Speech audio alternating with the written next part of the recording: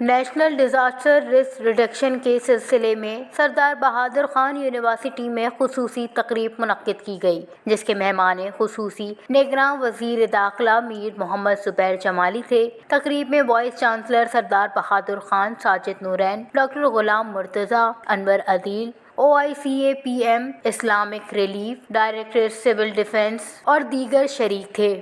نگراں وزیر داخلہ محمد زبیر جمالی کا کہنا تھا کہ ترقی پذیر معیشتوں کو مقامی چیلنجوں اور ضروریات پر مبنی جدید DRR طریقوں کی اشد ضرورت ہے، جو کہ متعدد خطرات، خاص طور پر ماحولیاتی تبدیلی کی وجہ سے آنے والے چیلنجوں سے نپٹنے کے قابل ہوگا۔ قدرتی آفات کو ختم نہیں کیا جا سکتا۔ ان کا مزید کہنا تھا کہ ہم یہاں اس لیے اکٹھے ہوئے ہیں کہ ہم ڈیزاسٹر کو کس طرح کم کر سکتے ہیں۔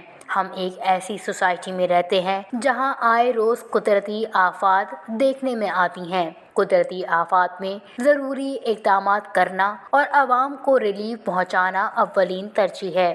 تقریب میں ریسکیو 1122 کی ٹیم کی جانب سے طلباء کو فرسٹ ایڈ کے حوالے سے خاکے کروائے گئے۔ ڈیزاسٹر رسک ریڈکشن ڈے کے موقع پر آگاہی واک کا انعقاد بھی کیا گیا۔ واک میں بڑی تعداد میں طلباء، فیکلٹی اور سول سوسائٹی کے مندوبین نے آگاہی کی پیغامات والے پلے کارڈز اور بینر شامل تھے۔